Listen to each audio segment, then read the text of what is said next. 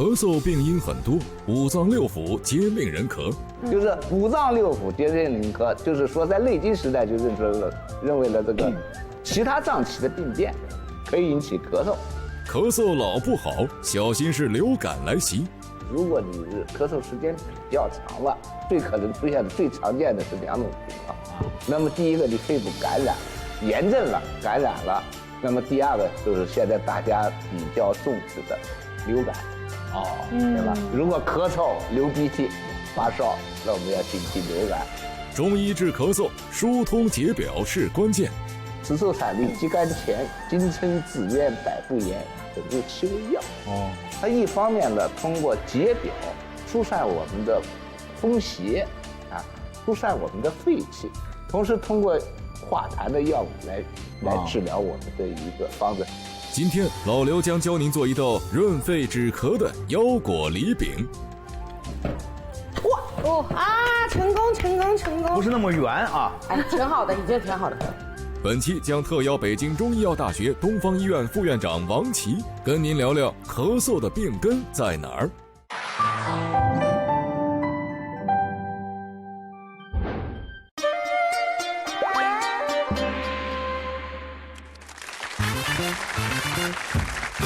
欢迎收看《饮食养生会》。一旦季节交替，或者空气不好，人就会咳嗽。很多人都有慢性的咽炎。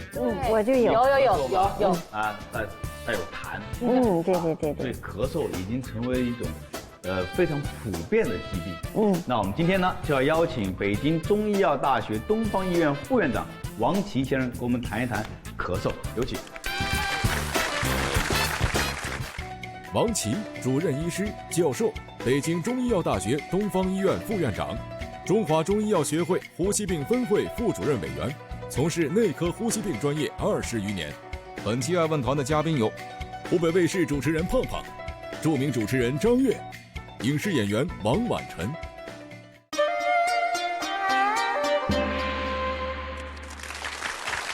我们呢，这几个人基本上都有这个，好像我更严重一点而。且时不时都会咳嗽。对，咳嗽是个常见症状。那这咳嗽到底这是一个什么样的症状呢？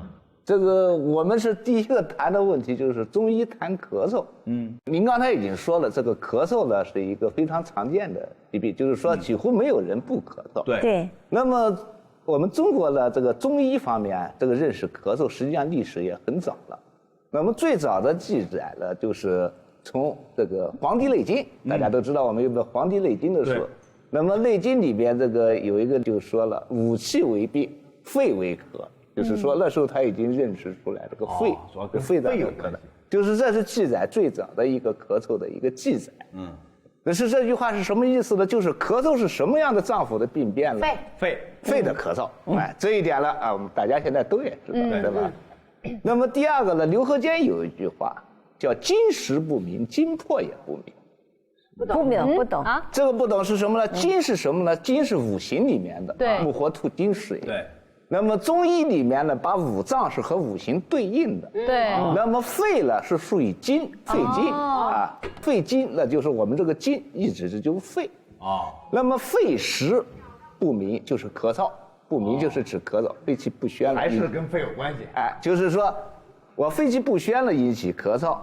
金破是什么意思？损伤了，伤害了，就是肺受伤了。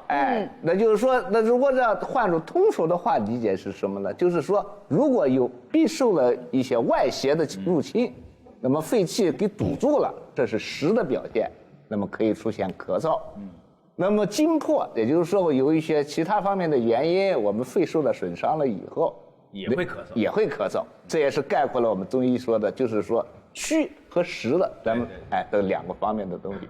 那么还有一个，就我们今天主题版说的，五脏六腑皆令人咳，非独肺也说了半天，说肺让人咳，对，不，五脏六腑都让你咳，肝也咳，心也咳，是吗？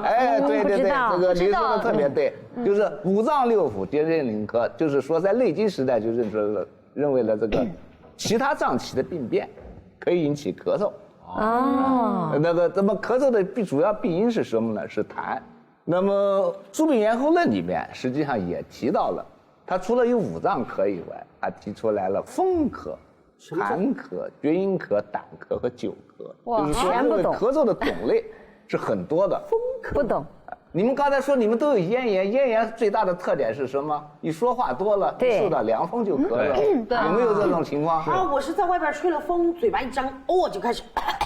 那你这就是典型的风咳呀。还有寒咳就是冷了就受了着了凉啊了，有的这个咱们冬天一开窗户，一股冷风吹进来，马上就寒咳。那有的时候吃那个刺激性的东西也容易引起咳嗽，比如这也属于吃辣的风咳是范畴之类的这算风咳。哎，就是说受到外界的，因为你吃刺激性东西，外风入侵。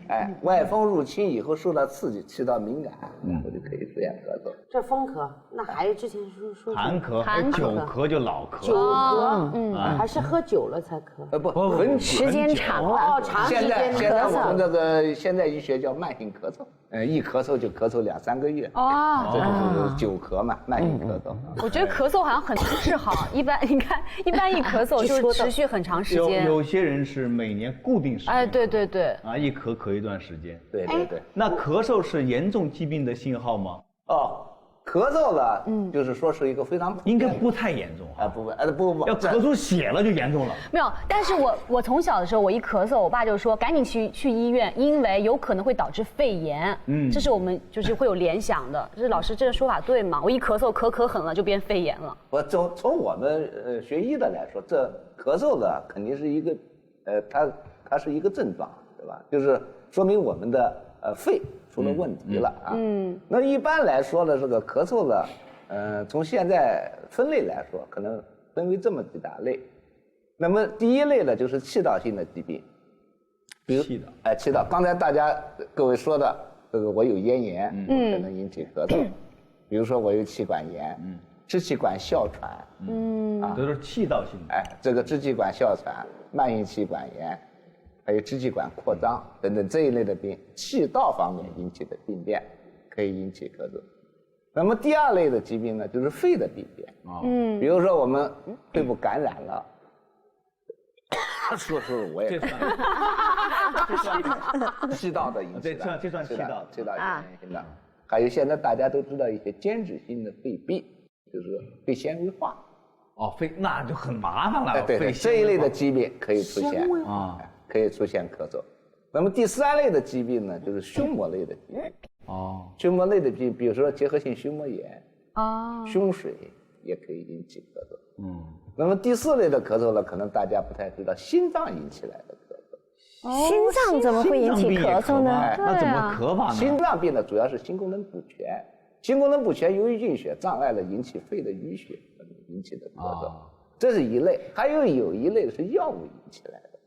就有一些降压药是可以引起咳嗽。这个有吗？我有感觉。我身边有一个年纪大一点的叔叔，他就是高血压，长期吃药，但是长期咳嗽。我每次都说，我说你是感冒吗？那他就应该换一种降压药。对，这也是一个基本常识的东西啊。对，只要去跟大夫，跟心血管的大夫或者跟呼吸科的大夫一说，大家都会关心这个问题。那么现在降压药的种类也很多，换一种降压类药有可能就没准就好了。那么还有一个呢，咳嗽呢，就是我们可能大家不太了解的中枢性的咳嗽。神经中枢。神经中枢病变以后引起的咳嗽。咳嗽是大脑的一个中枢神经反射的一个结果，是吧？它正常有保护作用。如果我们大脑中枢神经系统受到刺激以后，它也可以引起咳嗽。那按您这么一说的话，如果我们咳嗽的话，就不能忽视，就必须去医院检查。万一要是中枢神经啊或者心脏啊有问题，对吧？咳嗽呢，一般来说呢，咳嗽有一些病是简单的，但是呢，它有一个特点，时间比较短。所以我给大家的建议，如果你是咳嗽时间比较长了，你应该到医院去看。那么第二个，就像我们题板里面所描述的。如果你出现一些咳血，那不一定是大口咳血，含中带血，这个是要求我们警惕的，尤其是你在一些特殊的年龄段，比如说岁数比较大，那么呢，我建议你抓紧到医院去看，而且我们医院第一时间内会让你去拍片子做一些检查。他这个咳血说不是痰中带血，就是咳出一根血丝儿来，或者是那就可以了。早期的肺癌的咳嗽，它是痰中带血的。啊，平时上火了不是也是真痰中带血吗？是这么反过来说，就是说真要是大口的咳血，还不一定是肺癌的咳血。肺结核什么的。哎，像结核啊、支气管扩张、啊。过去讲的痨病就是痨。对，这一类了，它不是表现在大口鲜血。大夫，您刚才说到了这个咳嗽呢，不光是因为肺部不好而引起的，什么心肝脾肾都会引起咳嗽。那这些咳嗽从声音上有区别吗？从声音上没区别，从伴随症状和舌脉上有区别。这个呢，就是说我们谈，因为刚才我们谈第一个话题是中医对咳嗽的认识，就中医和西医的咳嗽的认识它是不一样的。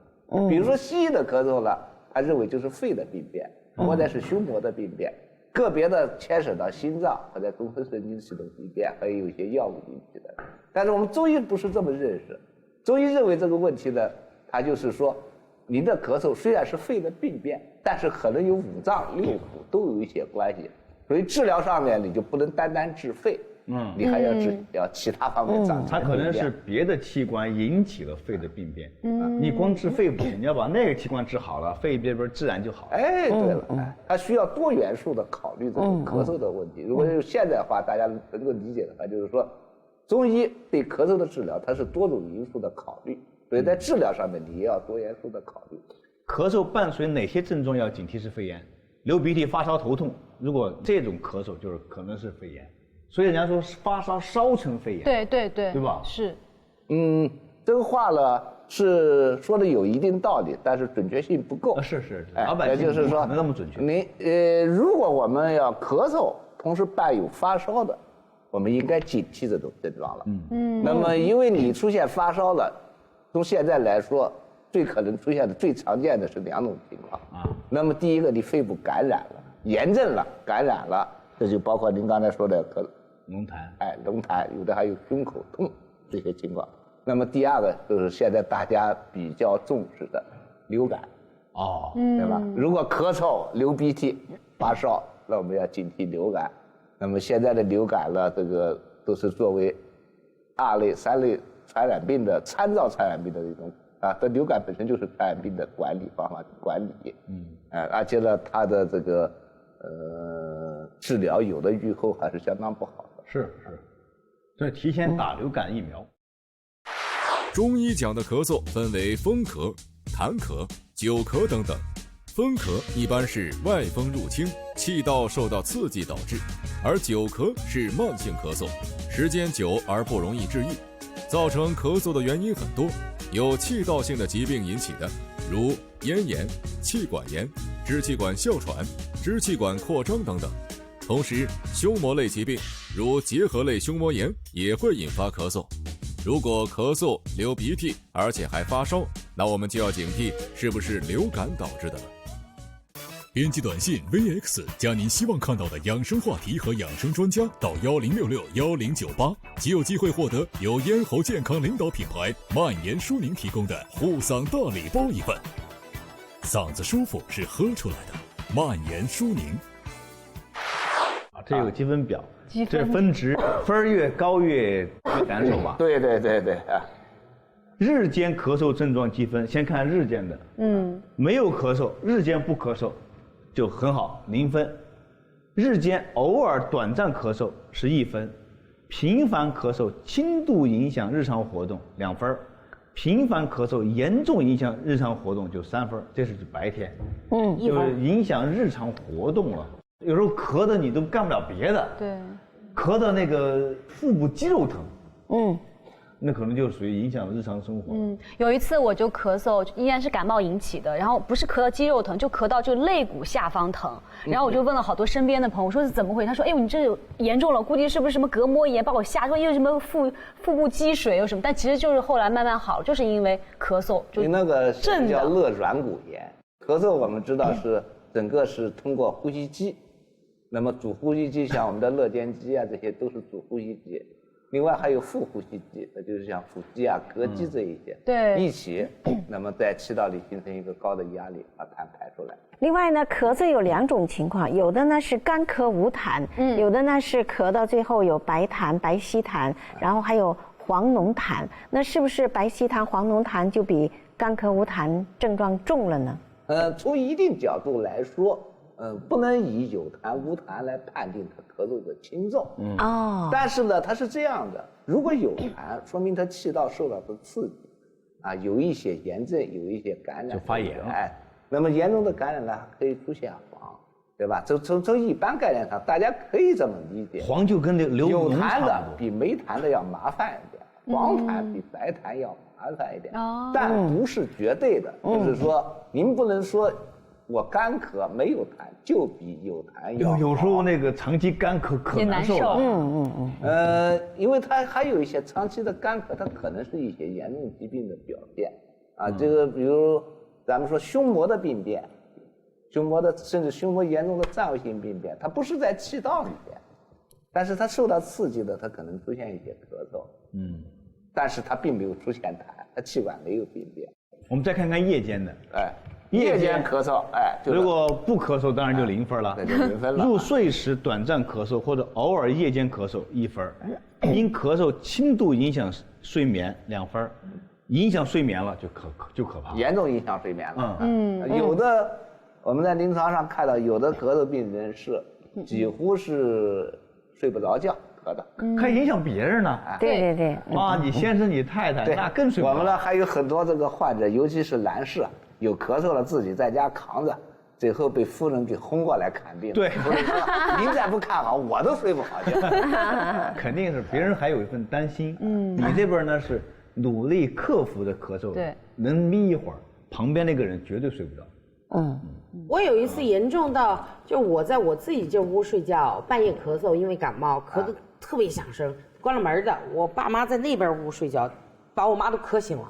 您这个到那咳嗽，种巨大的您这一类所描述的咳嗽，基本上都是感冒以后出现出来了。感冒后咳嗽，感冒这个咳嗽的特点呢，就咳声比较重浊，声音非常响亮，夜里面非常厉害，而且呢自己控制不住，完全没办法控制啊，就是再加上它的音箱又比较大。那为什么是晚上咳嗽会比较厉害呢？如果用中医解释呢，是夜间属阴；如果用现代医学解释，很好解释，迷走神经张力增高。不是因为晚上注意力集中，是白天被分散注意力了。我原来一直以为是这样。那个咳嗽的反射是通过迷走神经来控制的，因为迷走神经和交感神经，它是晚上迷走神经张力高，白天交感神经张力。那我有一个夜间制止咳嗽的方法，不知道对不对？您看看啊。是这样，因为我觉得休息呢，对恢复自己的体力和恢复病情特别的有帮助，所以夜间咳嗽呢，我特别的不愿意。那么我也听大夫说睡前呢可以含那么2片甘草片不咽下去，就是让那甘草就在这喉咙里边。然后睡着了，还真不咳嗽了。我就想求证一下，对不对？复方甘草片，是含有阿片在里面的。鸦片。对。哎呦，含有微量的鸦片。怪不得镇静作用。现在药店买不到甘草片喽，只能医生开才有。我还不太了解。它是一个处方药，不归麻醉类的药，但它实际上是具有这种作用的药。镇咳类的药，原则上来说，我们不提倡这个患者自己使用。比如说，我们现在药物分成非 OTC 和 OTC 药。所谓的 OTC 药呢，就是大家患者可以根据我自己的经验，可以吃，也这种药的安全性比较好一点，吃错了也无大碍。但是呢，复方甘草片呢，从原来说它是非 OTC 药。所以呢，就是说，您说用肯定是有效果，这个我承认这种效果。而且呢，就是比如说我有时候要出现一些咳嗽这种情况，我也这么使用。但是呢，因为我懂，我知道什么情况下可以用复方甘草片，什么情况下不可以用。镇咳药最简单，就是说第一个，你严重影响了你的生活，比如说刚才我们说的这个，一夜没办法入睡，那你还是要吃一点镇咳药帮助你睡觉，睡眠很重要。第二个来说，一定要没有痰。没有痰才能吃。没有痰的时候，没有痰才能用镇咳药，因为痰的排出来是带出来。这个还真是，对。就要通过咳才能把痰带出来。对，人为什么咳嗽？肺里就消化。咳嗽就是因为有痰呀。这个咳嗽呢，根据人体的个体差异，它还有敏感度的不同。我们来做一下咳嗽敏感试验，就是说有些人很敏感，是吧？对，有些人不那么敏感。对，怎么做试验呢？它是这样的，就是我们在生活中啊，大家都会发现，就是首先我本人来说，有可能在有一段时间，我呢气道很好，受到什么刺激气味了也不出现没事，对。那么还有一段时间呢，可能我这个气道就不太好，稍微闻到一点气味，我在我们女士啊，包括刘仪伟在家做菜啊，一做菜受到这个马上咳嗽了，咳嗽了。这呢就说明这个就是说，您可能没有反应的时候，那个气道是正常状态。那么这时候过于敏感了，那么就是一个敏感状态。如果超过一定敏感状态了，它就是一种病态，那就要去看大夫。对，那个所谓的现在的这个气道敏感的测试是一个检查咳嗽疾病诊断的一个重要。那我们现场能试一下吗？可以啊，有。我看是放了一个什么东西啊？这叫做雾化器。治嗓子的那个，对，治咽炎的都可以。这个是这样，这是一个雾化器，这里面放了一点这个刺激性的东西，啊，这个试验呢是很传统的试验，实际上临床现在已经不做了，现在都有专门的一种仪器，这个只是给大家演示一下，这个里面放了一点刺激性的东西啊，就是我们基本上是辣椒素，那么呢，一般人我们能够在正常状态下都能够忍受这个比例的，但是呢，我们能试一下吗？如果你处于敏感状态了，你可能就会出现咳嗽这么一些反应。那我们试试，我们试试。我看可以试一下。我应该算咳嗽敏感的，怎么就含着呀？不，你靠近吸15秒就可以。哎呦，这么敏感！哎呀，我要来看一看，这么强吗？哎呦，我也试试吧。太呛了，这个很有点吓人啊。您再近一点。吹鼻子吹嘴呀，嘴。哎呦，真呛死我！哎呦，您不敏感？哎呀，哇，咱真没事，真没事。张老师，我试试，厉害！你看我眼泪都咳出来了，我是后反劲。哎呀，不行。可是我觉得我刚才挺咳嗽的，怎么我比你们都时间长哎，你看我脸都正。这个比那我们炒菜辣椒还厉害。这个就是测定了是反映了我们呼吸道的一个，就是说您是不是处在敏感状态啊？那我们在座的我们可能都有一些敏感。那我这是不是老化了？不敏感？你那是健康，不是？您那是正常，正常。我们来看一看简单的一个止咳散啊，如果说咳嗽不厉害的话，可以在家里面使用一下。桔梗、荆芥、紫丸、百部、百钱、甘草、陈皮。有这百部和百钱没听说过的啊。我们中医治疗咳嗽啊，是很复杂的一个多元素考虑的一个途径。这个我们这里面拿止臭散来作为一个例子举例，就是说我们中医怎么来治疗咳嗽啊。通过这个介绍呢，是了解我们中医治疗咳嗽的思路啊，不要去照抄我们这个方子或者上街去抓这个药去吃，这个不是得看大夫，得看大夫。大家都知道这个咳嗽呢，很多人是遭受风寒，引起的感冒咳嗽，当然也有风热的患者，他可以用别的方子。那么这个风寒的呢，经过可能休息啊、疾病的过程啊，这2天呢，可能这个风寒那个，比如说头痛啊、全身疼痛啊这些症状不太重了，微微的有一些恶风，那么有一些咳嗽，有些嗓子痒，有一些痰是白的。对于这一类的病人呢，我们有一个非常有名的方子叫止臭。那么我们的歌诀叫止臭散利鸡肝钱、金蛏、紫渊、百部盐，总共7味药。那么7味药里面呢，大部分是宣降肺气的药物，比如说是桔梗、紫渊、百部、陈皮，那么都是一个宣降肺气、化痰的药物。那么呢，白钱呢有疏风解表的作用，同时也有宣肺化痰的作用。荆芥是一个比较疏风的药物，所以呢，它一方面呢通过解表疏散我们的风邪啊，疏散我们的肺气，同时通过化痰的药物来治疗我们的一个方子，是一个非常有名的临床非常有效果不错的一个方法。但是你该不该吃这个药呢？还是要去看一下大夫。咳嗽的严重程度各有不同，如果因咳嗽影响夜间睡眠和日常活动，就要引起重视，要到医院做相关检查，确定病因。咳嗽有没有痰，并不能判断严重程度，只能区分是否有炎症和感染。根据个体差异，咳嗽的敏感度也不一样，这也是影响咳嗽的一个主要原因。专家建议，如果是风寒造成的咳嗽，可以用化痰和疏通解表的汤药调理，能缓解部分症状。我们新浪微博的杨小姐问：现在城市雾霾严重，出门在户外待久了总是想咳嗽，这种雾霾引起的咳嗽会不会对身体带来伤害呢？雾霾对身体的伤害，那现在是众所周知，这是确凿的，官方都确定了。哎，这是确凿的。这是现在那个对于雾霾了的咳嗽了，它是属于我们现在叫理化因素引起的，对呼吸道的刺激。那么，从中医角度来说呢，它也是外界心肺引起的一种刺激。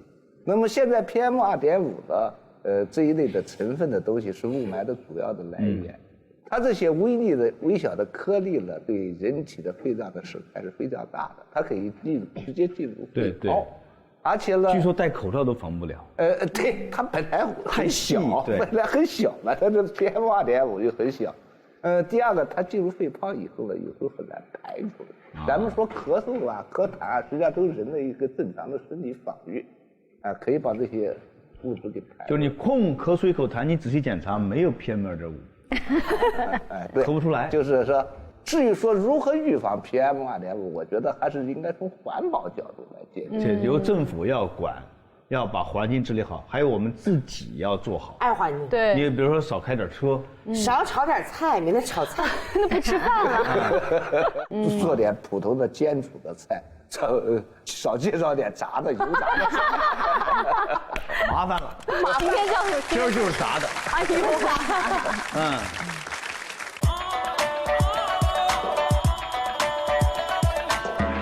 一说咳嗽呢，大家都会想到梨。我这个梨是比较治咳嗽的。对。可是，一般人都是把梨蒸熟了吃，或者煮汤。煮汤。今儿我们给它炸了。啊？这不合适哈。啊。要不咱就别炸了，咱们给它重新改良一下，那怎么做嘞？我们做一个什么菜呢？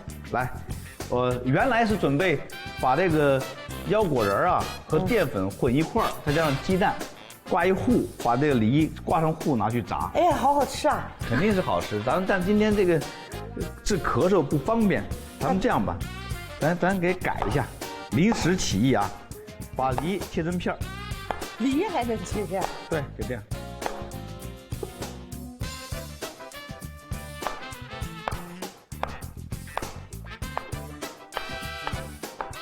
哎，一个梨，咱给它切成梨丝儿，好吧？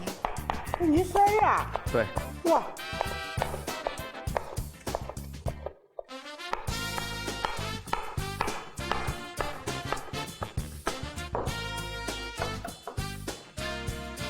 走，我们把鸡蛋呢打出来，打散，2枚鸡蛋。再我们把切好的梨丝儿，或者再给它切短一点，梨粒儿，给搁到鸡蛋里面。这样啊，做一个饼。对，咱们给它摊一下，好吧？行。哟，真没吃过。对，我也没吃过。是你的发明创造，菜不都是即兴的啊？加上淀粉来点果仁儿。好期待这道菜哦！一想就挺好吃，是吧？多点油倒点油，够了。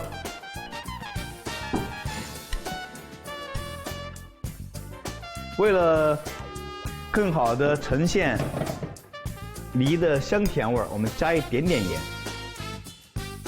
就要想甜，加点盐。对，这个是一个对比。好特别啊！油温要高一点。今天真的是现场构思，现场做。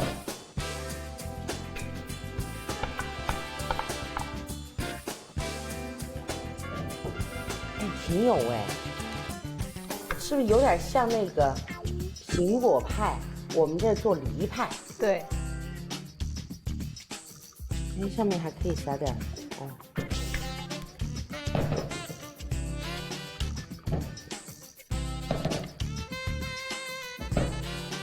哇啊！成功！不是那么圆啊。哎，挺好的，已经挺好的。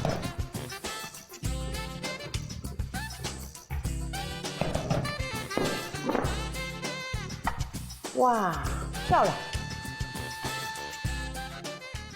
腰果梨饼，原料：梨、鸡蛋、腰果、调料、盐、干淀粉。做法：一、把梨切成粒备用；二、鸡蛋打散，加入梨粒、干淀粉、腰果，再放入一点盐，拌成糊状。三、锅中倒油，将鸡蛋糊放入，摊成饼状。四、煎熟后即可出锅。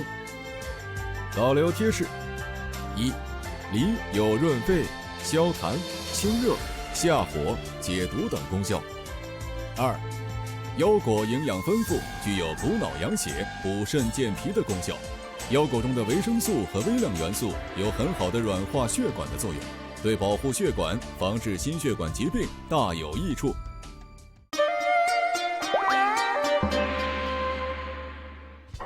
我觉得还请院长尝一下，请王院长尝一下。来，它关键那个梨呀，梨的香甜加上那个腰果仁儿，它配一块儿还挺好吃啊，真的还不错，挺好吃，它可以养肺。哎呀，真好，给专家给予肯定。在家里面，你在做菜这个事情上，完全可以随心所欲。对，感谢您的收看，感谢王院长，我们下期节目再见。再见。养生笔记：中医讲的咳嗽分为风咳、痰咳、久咳等等，造成咳嗽的原因很多，有气道性的疾病、胸膜类疾病等引发的。如果咳嗽、流鼻涕，而且还发烧，那我们就要警惕是不是流感导致的了。咳嗽有没有痰，并不能判断严重程度，只能区分是否有炎症和感染。专家建议，如果是风寒造成的咳嗽，可以用化痰和疏通解表的汤药调理，能缓解部分症状。饮食养生会有奖互动进行中，只要您登录饮食养生会的官方微博，就有大量的养生笔记供您下载。编辑短信 VX 加您希望看到的养生话题和养生专家到10661098，即有机会获得精美礼品一份。天天有惊喜，赶紧行动吧！